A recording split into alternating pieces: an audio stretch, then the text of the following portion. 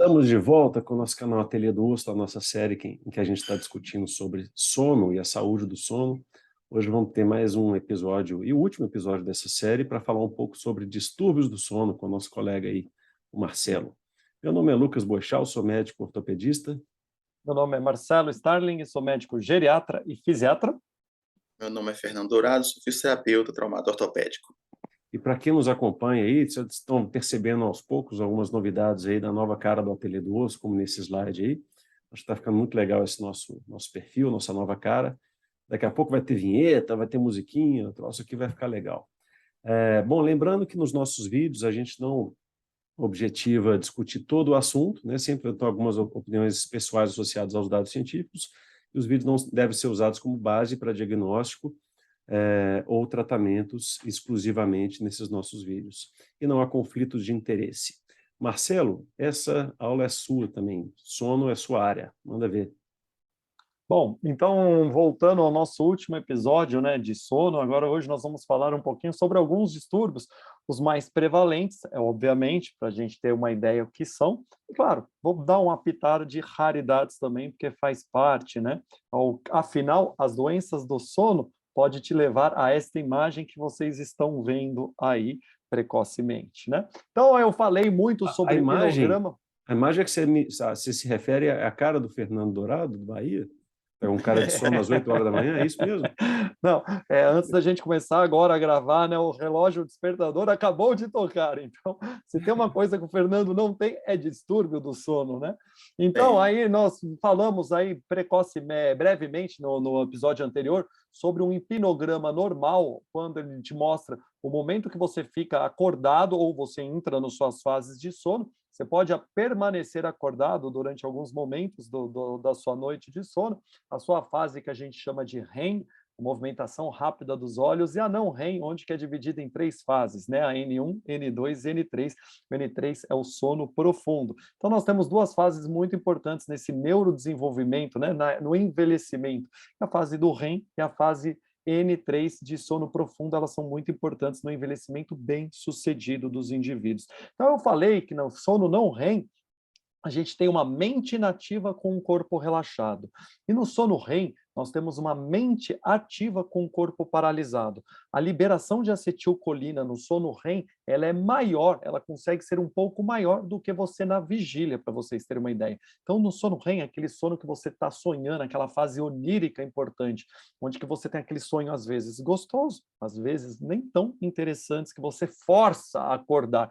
E quando você precisa acordar no sono REM, que você fala, eu consigo correr, mas na verdade você não está correndo, é porque você está com o seu corpo paralisado, porque senão você já teria zarpado, né? Por causa daquele sono ruim, aquele sono ruim que pode acontecer, que todos já tiveram aí, né? Então vamos falar um pouquinho sobre alguns distúrbios do sono que são interessantes a gente saber que existem, né? E eu começo falando desse daqui. Esse lado da direita aqui, vocês podem ver que é um controle, um hipnograma de uma pessoa normal. E aqui é um problema sério, que é raro, é uma raridade. Muitos médicos nunca vão ver um caso desse. Alguns falam que isso é uma alteração genética, você tem uma alteraçãozinha genética que você possa vir a desenvolver essa doença. Outros chamam de uma alteração priônica, mas aqui nós temos a insônia familiar fatal. O que acontece nesse caso aqui? O paciente ele tem uma alteração e ele não consegue mais dormir. Ele fica sempre em vigília. Aquele seu liga e desliga, ele acaba essa capacidade de ligar e desligar. E o que acontece todas as noites? Você fica acordado e aí de repente você entra num REM profundo, você entra num REM e volta para acordado. Isso faz com que você não tenha o quê? Sono profundo. Isso faz com que você não durma. E essa é uma doença que ela simplesmente, o indivíduo ele não consegue ultrapassar 3, 4 meses. Ele vem a falecer por causa dessa doença. Então, quando fala que você manter a privação de sono é um método de tortura, é verdade. Mas aqui isso é uma doença que pode acontecer, ela é rara, né? A gente não vai ver essas pessoas, provavelmente, a maior parte dos colegas médicos ou dos profissionais de saúde não vão conhecer ninguém que tenha tido uma insônia familiar fatal. mas são casos descritos e você pode ver como o hipnograma muda de uma raridade para outra raridade. Bom, Marcelo, mas muito foi. interessante e assustador, né? Eu nunca tinha ouvido falar. Mas, assim, qual que é o mecanismo de morte? Assim, o que acontece num Quando evento você. desse? Então, o que acontece é o seguinte: boa pergunta. Quando você não dorme, você não passa pelas suas fases. Eu falei anteriormente, na aula passada, da importância do seu sistema linfático no seu sono profundo, onde que você absorve, onde que você filtra aquelas toxinas liberadas durante o dia. Então, toda hora que você está pensando, você para pensar, para você raciocinar, você tem um gasto energético. O seu cérebro ele é um consumidor de glicose, né? Então, ele tem um metabolismo. Esse metabolismo, na hora que a gente está produzindo energia, uma fonte, uma parte dessa energia, ela é dispersada. Você não consegue utilizar todo o seu oxigênio, todo o seu hidrogênio para formar água naquela cadeia respiratória na produção energética. Você tem um desvios de hidrogênios, você tem um desvios de oxigênio, e isso vai fazendo com que você tenha o quê? Aquelas espécies reativas de oxigênio, de nitrogênio, e isso vai acumulando. Quando você não dorme, você não filtra. Se você não filtra, você começa a fazer o quê? Lesão neurocerebral. Você começa a ter lesõezinhas nos neurônios, você começa a ter aquelas alterações que comumente já está descrito que a falta de sono ou a interrupção de algumas das fases do sono pode levar a algumas doenças neurodegenerativas, como doença de Parkinson, como demência de Alzheimer. Mas você vai entrando num ciclo que você vai acumulando essas toxinas, você começa a apresentar alucinações, uma neurodegeneração. Então, uma doença neurodegenerativa absurdamente rápida, tá? E você começa a ficar confuso, alucinações, e você vem a falecer por desregulação do seu sistema nervoso central mesmo. A própria pneumonia ou outros problemas que acometem essas doenças nas suas fases finais. Você para de comer, você para de falar, você para de comunicar, você tem uma doença neurodegenerativa avançada, só que rapidamente, em 3, 4 meses, você tem seu mecanismo de morte. Foi claro? Foi demais, foi muito claro, incrível, incrível isso aí. Tá? Mas, pessoal, para o pessoal que está nos ouvindo, isso é insônia familiar fatal, não é aquela insônia, tá? Que todo mundo tem, que todo mundo não tem nada a ver, né? São doenças distintas. E aqui é uma doença comum, né? Eu vou perguntar para o Fernando, que está vendo aqui, para todos os nossos ouvintes, as pessoas que gostam do nosso canal, né? Eu sempre falo em todas as aulas que nós estamos dando, siga o nosso canal, ele é muito interessante, ele é muito gostoso. Qual que é essa doença que você acha que pode acontecer aí, Fernando? Nessa aí agora, Essa foto aí. esse tipo de insônia aí, Não, isso não é insônia, não. Isso não é insônia, não. Isso daqui, meu, provavelmente em algum momento a sua filha vai ter. Todo mundo que é pai, que tem uma criança pequenininha, um dia a criança faz um negócio desse daí. O que é isso daí? É terror noturno que você vai falar? O que que é? Não, isso não? daí é um sonambulismo. Isso é Ah, um tá. distúrbio do sono não REM, né? Então, o que acontece? Isso é um transtorno comportamental do sono não REM. Isso é comum em crianças, depois melhora, né? Não é incomum, mas você levanta e você começa a fazer coisas dormindo, tá? Então, essa é uma foto de uma criança que levanta, né? Teoricamente, eu estou tentando expressar aí um sonambulismo, ela pega seu bicho de pelúcia e vai, né? E vai à torto que é direito, né? Mas isso tende a melhorar, né? Então, o sonambulismo é um distúrbio comportamental do sono não REM. Aqui, Lucas, aqui sim é um terror noturno, né? Então, algumas crianças, né, alguns pacientes, eles também podem ter também esse distúrbio comportamental do sono não REM, que pode ser um acordar confusional ou uma movimentação, um sonho pesado que a criança senta, começa a chorar, começa a gritar, começa a ficar histérica e aí ela não recobra o quê? A consciência. E aí o pai fica desesperado, a mãe fica desesperada e você tenta o quê? Afagar. Fala, não, filha, a mamãe está aqui, papai está aqui. O que acontece? Quanto mais você faz isso, mais ela fica estressada, mais ela briga. Acontece também com as melhores famílias, vai acontecer, calma aí, Fernando, com todo mundo. Quando isso acontecer com você, fique tranquilo, lembre dessa aula, volte lá, assista o Ateliê do Osso, dá um like e fala, pô, isso o Marcelo falou, é comum e isso passa. 5 minutinhos, isso está resolvido. Fala. E Marcelo, só em relação à parte do sonambulismo lá, anteriormente, né, o slide anterior, Uma pergunta, talvez seja curiosidade de muitos ouvintes aí. Acordar durante o sonambulismo, a pessoa está lá, tem muito disso, né? Não pode mexer, não pode acordar, não pode...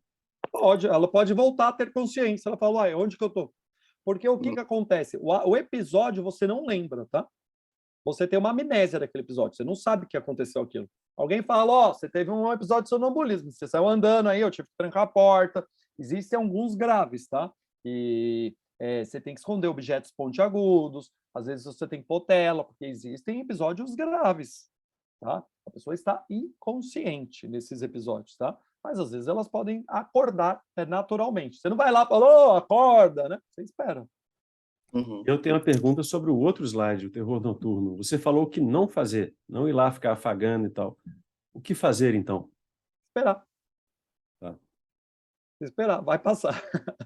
Geralmente eu torço que se acontecer com um de vocês que dure um tempo mínimo, tá? Que é uns 3, 4 minutinhos isso passa. Mas você tem que esperar. Não adianta. Você vai proteger, às vezes ela bate a cabeça, às vezes pode acontecer, né? Isso daqui é um diagnóstico diferencial, tá, Lucas? De ataque convulsivo, tá? De epilepsia. Então, em alguns casos, elas começam a ser tão permanentes, são tão recorrentes, desculpa, não a palavra permanente, mas recorrente, que a gente tem que fazer diagnóstico diferencial na polissonografia com epilepsia.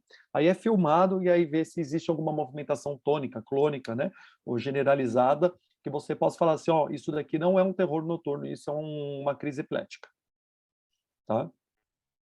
Então, esse daqui é um distúrbio também comportamental do sono não REM, né? E aqui é um distúrbio comportamental. Na verdade, não é do sono, né? Porque esse paciente está acordado, mas esse é o pródromo de uma doença que tem um distúrbio comportamental de um sono, né? Aqui é um exame físico que a gente pode fazer, né? Eu e o Lucas estaremos em São Paulo gravando uma aula de exame físico, né? Músculo esquelético. Eu vou falar um pouco sobre essa alteração. O que vocês acham que é isso, né? Isso é legal, uma pergunta boa. Não faço a menor ideia.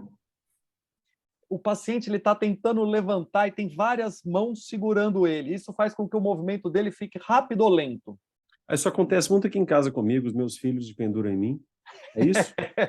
Isso é uma doença? Eu não sabia. Aí o que acontece? Na hora que você está alguém tentando te segurar, você fica mais lento. Então você tem a cinesia, o movimento, a bradicinesia. Isso é o sintoma de uma doença que a gente chama, sinal cardinal de uma doença chamada Parkinson. E quando você desenvolve o Parkinson, você tem os sintomas que a gente chama de não motores. E esses sintomas não motores, eles começam 20 a 25 anos antes de você desenvolver o sintoma motor. O principal sintoma motor da doença de Parkinson é a bradicinesia, a lentificação do movimento. Então, esse sujeito, essa foto é da Sociedade Canadense de Sociedade de Parkinson, que é linda, é maravilhosa. Os canadenses, eles são perfeitos para arrumar imagens bonitas, né? E aí, o que acontece?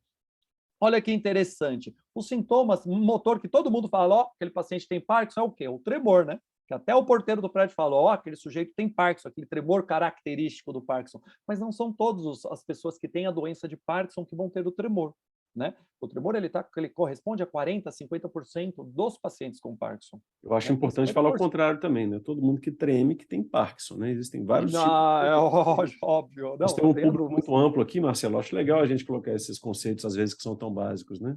Não, lógico. Importantíssimo, Lucas. Tremer não significa Parkinson, tá, gente? Óbvio. Mas existe um tremor característico do Parkinson, que daí ele sozinho não faz diagnóstico. A gente precisa ter isso, a bradicinesia. Então, a gente tem os sintomas motores, que é uma tétrade: bradicinesia, tremor, instabilidade postural e rigidez, tá? Essas são as tétrades dos sintomas motores, mas existem os sintomas não motores. E olha que interessante, que os distúrbios do sono, eles começam com 25 anos antes de você desenvolver Parkinson, tá? Você começa a ter o quê? Hiposmia, a falta do olfato, 20 anos antes. Então, sintomas não motores. E qual que é o distúrbio do sono, que é o pródromo, que a gente fala, opa, tem que ficar de olho? É o transtorno comportamental do sono REM. Então, pacientes que começam a movimentar no sono REM, a gente não descobre a causa, o porquê dessa movimentação, isso pode ser um pródromo para doenças como Parkinson, Lewy e paralisia supranuclear progressiva. Tá? Você levantou a mão, queria fazer alguma pergunta ou posso dar sequência? Legal, né? Então esse é um distúrbio bacana também, que pode ocorrer aí no sono, né? Bacana assim, para quem estuda, claro que é péssimo para quem tem, obviamente, né? Mas a gente tem que lembrar que existem. E o principal, né? Um dos campeões, né? Um dos blockbusters dos distúrbios do sono é esse daí, né? A apneia, né? Então a apneia, ela é muito prevalente. Hoje, no meu consultório geriátrico, eu falo que a cada 10 idosos que vão no meu consultório, 7 têm apneia, tá? E aí eu vou tratar essa apneia. E ela está muito correlacionada principalmente com o quê? Com essa doença aqui que se tornou uma endemia, a obesidade. Então, o que vem primeiro, o ovo ou a galinha? Né? Tá Esse foi um podendo falar? trabalho... Tá podendo falar que é doença? Ou é gordofobia? Não, é uma Aqui doença, é um isso é uma canal doença sério, gente. Nós falando de ciência e obesidade é um problema, né? Nós é não uma vamos cair doença nessa. séria. Então, uma doença ela é multifatorial, né? Ela tem vários fatores que influenciam na obesidade. Ela é uma doença inflamatória importante. Ela é uma doença que leva à secreção de citocinas inflamatórias pelos seus adipócitos, adipocinas. Ela tem vários, ela é uma doença devastadora. E o que ocorre com a obesidade? A obesidade aumenta de forma importante o risco de você desenvolver a apneia. É o principal fator de risco. Em 2004, uma revista chamada Diabetes Care, eles publicam The Chicken or the Egg? Quem que vem primeiro, a obesidade ou a apneia? E aí eles fazem um conceito, né, muito interessante. E a obesidade é sim uma epidemia. Aqui nessas bandeiras que nós estamos vendo à nossa esquerda, nos Estados Unidos, 74,1% da população já está no sobrepeso ou na obesidade. Quando você vai para Nauru, 94,5%. Então, a população está ficando obesa. Talvez pelo nosso... O Lucas, um dos grandes estudiosos aí, que ele adora, né? O nome daquele escritor que agora até eu estou lendo, qual que é o nome? Daniel Lieberman. Daniel Lieberman fala muito da evolução, por sinal, muito obrigado pela dica, estou adorando o livro do Daniel Lieberman, que fala muito de evolução. O que acontece? Nós mudamos, a tecnologia mudou o nosso estilo de vida. Para quem lê o livro que eu estou lendo, né, teoricamente, que ele começa com a evolução falando lá dos pitecos lá, os australopitecos, eles vai começando a falar como que vai chegar no Homo sapiens, né? Como que chega no Homo erectus, da onde que vem. Você vai mudando desde a arcada dentária ao seu tipo de alimentação, à sua movimentação, como nós conseguimos percorrer longas distâncias, mas nós não somos rápidos a curtas distâncias, né? Então, mas o que aconteceu? Mudou. E aí a obesidade é uma doença crônica que está aí. E a apneia, ela é, sim, um problema sério de saúde. Por quê? Porque ela aumenta o risco de doenças cerebrovasculares e cardiovasculares. E dormir é importante. Não é à toa que existe uma doença que mata em 3 meses, que chama insônia familiar fatal. Então, a apneia é um dos nossos...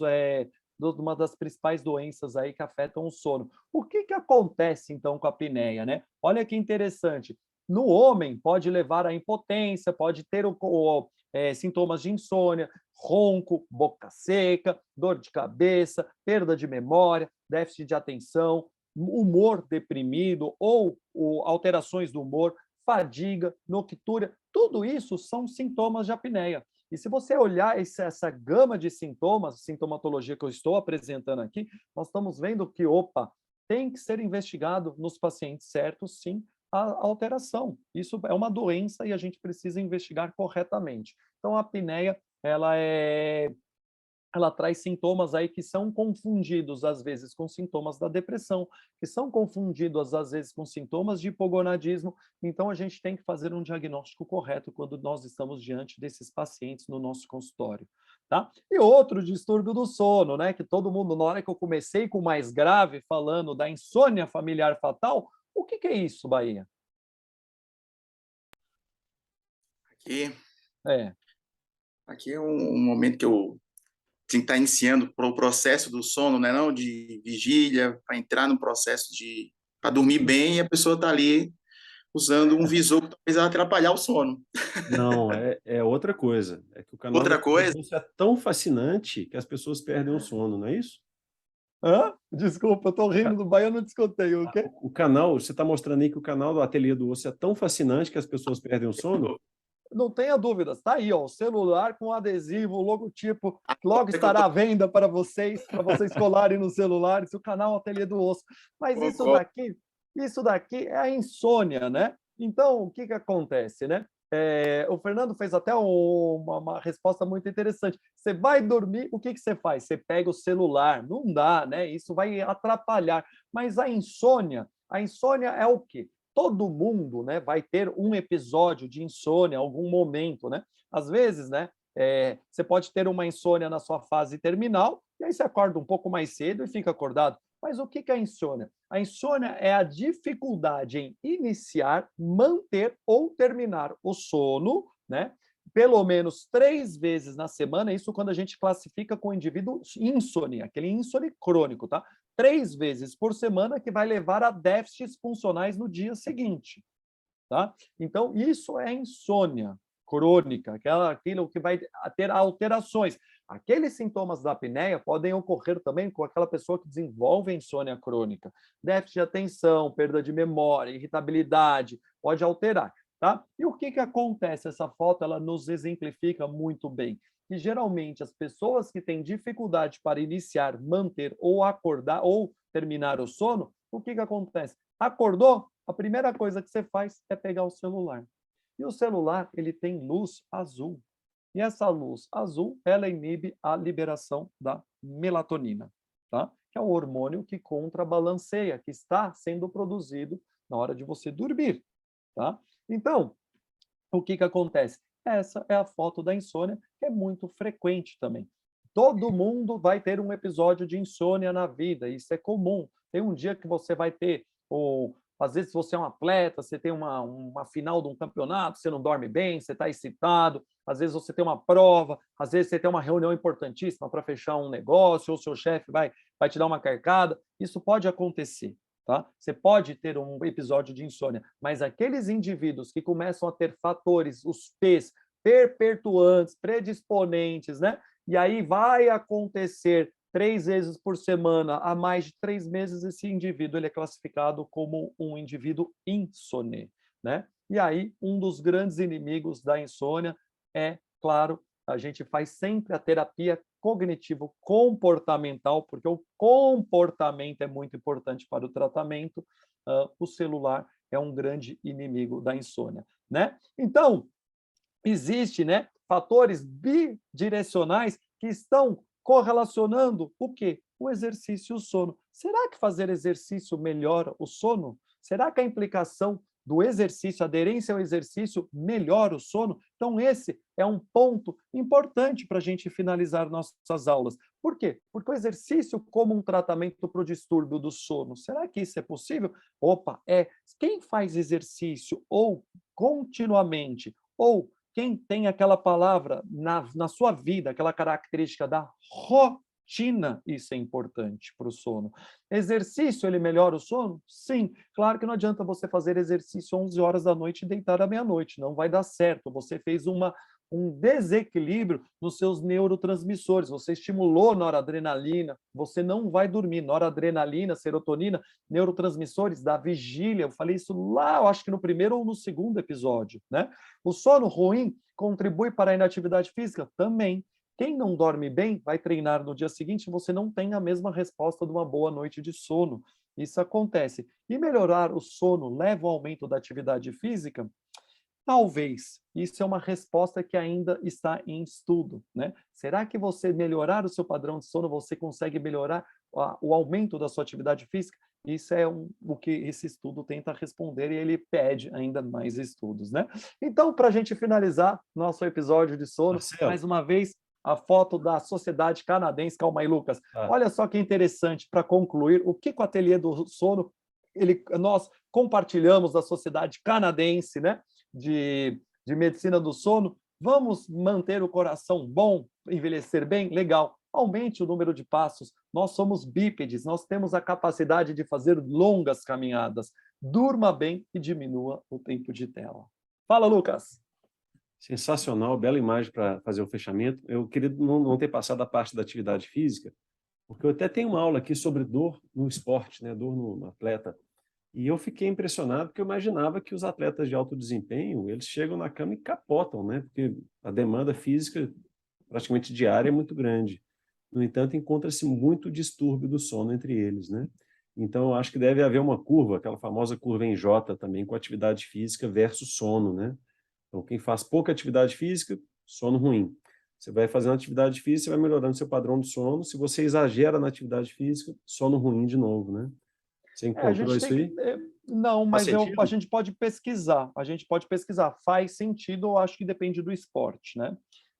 Será qual o esporte que nós estamos avaliando aqui, né? Eu Então, se lembro até de você. um estudo paulista com múltiplos esportes em atletas jovens, assim, final de adolescência.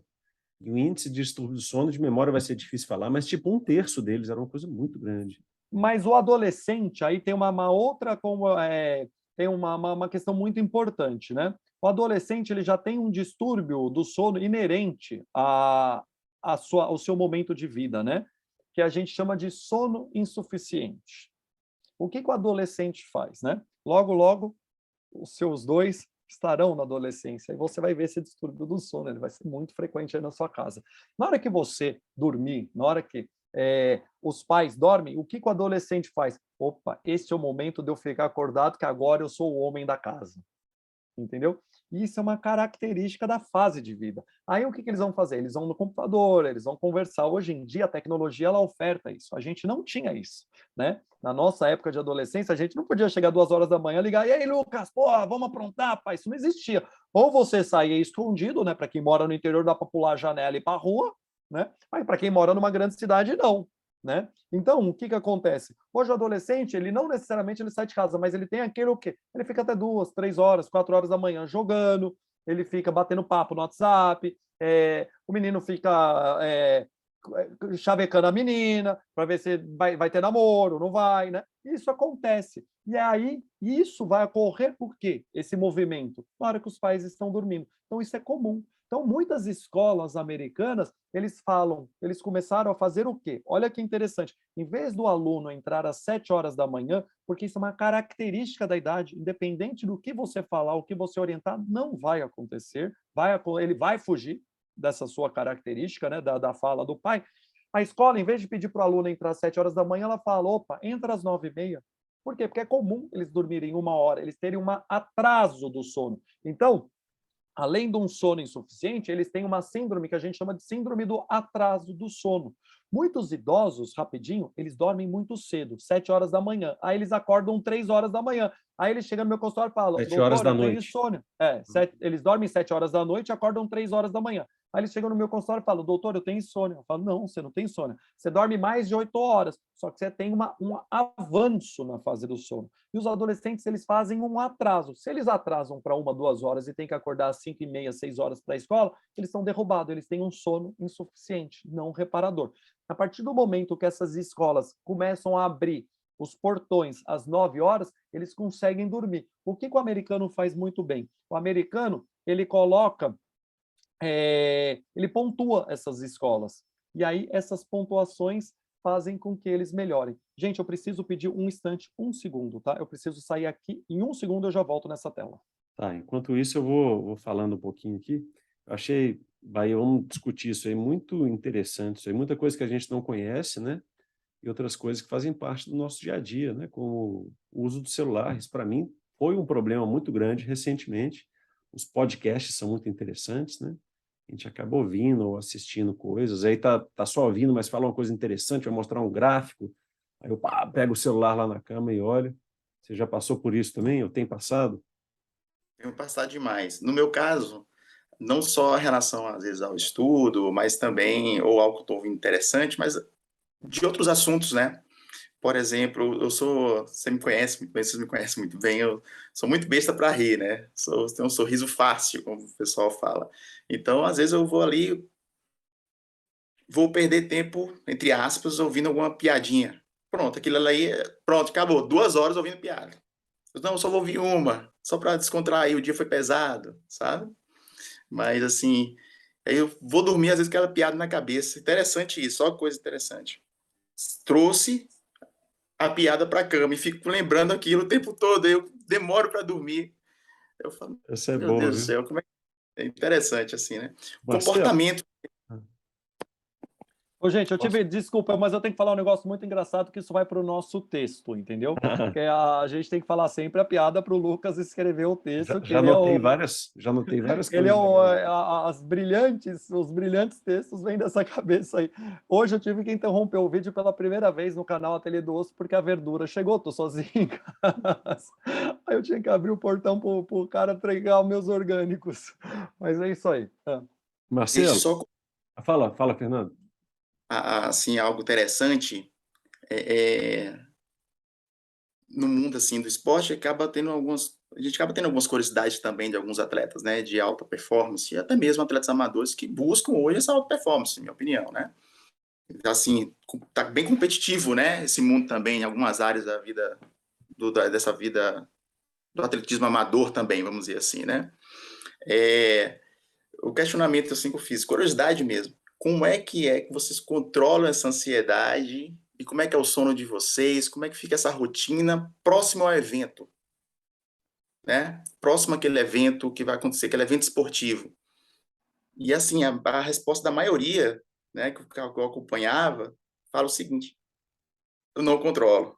A sua grande maioria não controla. Começa realmente, viu, Marcelo, ter distúrbios do sono, não dormem bem. Tem atleta que me relatou que fala assim: eu tô aqui tentando dormir, vem em mente a competição, levanto para treinar. Não pode, isso é Pode? importante, isso é o maior erro que um atleta profissional pode fazer, né? Então, Uhum. o que que a gente precisa, né, para um atleta ser de ponta, né? Isso a gente vê, infelizmente no Brasil, né? Você que acompanhou alguns profissionais de alto nível, né, Fernando? Nós sabemos que a equipe ela é muito importante. Não adianta ter um bom fisioterapeuta trauma ortopédico como você, não ter um ortopedista esportivo como o Lucas, brilhante, mas você precisa ter uma equipe, você precisa ter um psicólogo que entenda, que converse, que entenda, que fale para ele disso daí. Ele precisa ter uma nutrição adequada, um bom nutricionista nessa equipe, né? Um bom preparador físico, precisa ter alguém que faça essa recuperação. Não dormir significa perder desempenho. É o que um estudo demonstrou, né? Num congresso de sono, está até uma descrição de um livro muito legal. Ele fala do pianista, que ele fala: poxa, eu sempre estou errando naquela nota. Quando eu durmo bem, aquele erro foi consertado. Então, na fase N3 do sono, você consegue melhorar o que? Seu desempenho motor. Essa recuperação motor é muito importante, onde você tem liberação de GH. Então, dormir é importantíssimo. O cara que acorda no meio da madrugada para treinar, ele está perdendo. Na verdade, ele não está ganhando. Tá? Talvez aquele desequilíbrio, a genética do cara é tão importante, né? Ele tem uma genética tão boa que ele consegue reequilibrar. Mas eu garanto para você que o maratonista, né, o Kipchoge, como que é o nome dele, Lucas? Kipchoge? Eu não sei nem pronunciar o nome Isso, do cara, né? Mas o cara é um fenômeno, né, meu? Puta, quem não paga, né? Quem fala, putz, grila, como é possível? O cara acabou de ganhar do recorde dele, né? O que que acontece? Com certeza ali, ó, não é só genética, né? Ali é muito treinamento, é muita cabeça, ali tem descanso. As pessoas precisam descansar, tá? E o sono ele é importantíssimo nesse ciclo da vida. 1/3 da sua vida você vai passar dormindo. Então, não dá para ficar interrompendo o seu sono. Esse do pianista aí vai parecer que é piada, mas eu prometo para vocês que não é. Não é piada. E quando eu vou pegar para tocar o violão, e tá aqui do meu lado, geralmente eu vou tocar quando já tá tarde, eu tô bem cansado, e eu vejo que eu não consigo desenvolver bem. Então tá aí o porquê que eu não tô desenvolvendo bem as minhas habilidades motoras e também no meu talento no violão, eu viu? acho que não é isso, não. Acho que é uma limitação sua mesmo. Limitação também. Porque falta de sono não tem, né? O relógio despertou às 8h30 da manhã. Marcelo, última perguntinha, que nós já estamos avançando É, bastante no tempo. Ontem eu tive um evento de noite e comi churrasco e dormi mal. Por que que quando a gente come muito, especialmente no meu caso, churrasco, eu durmo mal? Foi só o churrasco, né? Ele só não falou que ele bebeu pouco, né, ontem, né? Não, Então, pouco, 2 chopps, 2 tacinhas de chopp só. Eu segurei é bem. mesmo? Tá? Então, o que acontece? Você tem, né? Quando você dorme, quando você come muito, né? Isso atrapalha o sono, não tem como. Você tem que, seu sistema digestório tem que funcionar. Você está pesado, às vezes você tem azia, às vezes você tem refluxo. Vários mecanismos podem interromper o seu sono, né? E isso é muito legal. Já que você comeu muito e teve um sono não tão reparador, né? Você aumenta, né? Aquela demanda energética para o seu sistema digestório está precisando, né? Na verdade, na hora do sono, né? No sono profundo, que você tem aquela recuperação, que você tem uma frequência cardíaca baixíssima, que você tem só aquele seu coeficiente respiratório, né? Para quem gosta de fisiologia, você está metabolizando o lipídio, né? Está abaixo de 0,7, né? Você está flat. Você não está flat, você está lá, ó. Seu sistema digestório pedindo ali, ó. Sangue, você mandando a enzima para cá, produzindo insulina, vai não sei o quê, aquela coisa toda. Isso pode influenciar, né? Você está desregulando um momento que era para você estar em repouso absoluto. Bom, isso é um dos mecanismos. E o outro mecanismo que eu não coloquei nessa aula, porque eu queria falar mais de distúrbios para ficar mais interessante, é o que? O álcool. O álcool, ele também atrapalha as fases do sono. O álcool, ele te relaxa, ele te dá sono. Ele inicia o sono com facilidade. Então, se você toma uma tacinha de vinho, você toma uma cervejinha, você vai iniciar o sono com uma maior facilidade. Ele é o seu remedinho, né? Só que o que acontece? O álcool, ele vai inibir algumas das suas fases do sono. E uma delas que perde-se muito com o consumo elevado de álcool é o quê? O sono REM. Então, você não tem o quê? Recuperação da memória. E eu tive pesadelo também. Por que eu sonhei que o avião estava caindo? Me explica essa. Ah, meu filho, essa eu não consigo explicar, não. Verdade. Eu espero que não seja o avião que nós vamos para Campinas no dia 14. Não é isso, pelo amor de Deus. Tranquilo. Momento Mamonas Assassinas aqui, não. Mas beleza, então acho que assim encerramos. Aliás, você que é o líder do capítulo aí, Marcelo, está encerrado? Está encerrado. Para quem quiser, depois, se quiserem artigos, eu tenho muito artigo para mandar para o pessoal. Espero que vocês tenham gostado. Eu gostei muito de fazer esses 4 episódios de uma forma, tentei ser mais claro possível. É claro que tem muita coisa. Eu também sou um estudioso, eu gosto de estudar, estou estudando. E quem sabe daqui a um ano, na hora que a gente for rever, eu não tenho informações novas, né? Vai ser um prazer. Bahia, sua deixa aí, sua despedida? Despedida é que agradecer esse momento, viu, Marcelo? Aprendi demais, viu? Assim, sério mesmo, um momento assim de muito aprendizado, onde eu estou transferindo isso no meu dia a dia. Eu vou buscar saber um pouquinho mais sobre sono, me aprofundar mais. Tem alguns questionamentos, mas acredito que vão surgir outros também. É fazer aqui, mas deixa mais para frente. Eu acho que vou colocar em outros momentos na discussão que cabe também, que vamos ter aí. Tá bom? Mas, assim, muito obrigado por essa aula. E, pessoal, assistam, aproveitem esses episódios aí, esses 4 episódios. Pedir o pessoal para assistir depois que acabou não serve de muita coisa. Eu tinha que falar no início. Lucas, fazer um eu quero só te fazer uma pergunta antes de você encerrar, então, tá? Uma para você me responder. Quando você leu sobre Who is John Galt, te dava sono ou não? Eu? Tá muito destruído para dar sono. Isso é melhor do que celular para ter insônia, né? Não, para mim é o contrário, me dá um sono danado. Eu começava... Eu tô tendo esse sono agora com o Dostoiévski. Mas valeu, pessoal. Foi muito legal essa série que a gente chamou de Ateliê do Sono, né? Como o Marcelo, no meio da aula, falou isso, eu nem sei se ele percebeu. E assim encerramos e voltamos à Vaca Fria na semana que vem. Valeu, abraço. Valeu.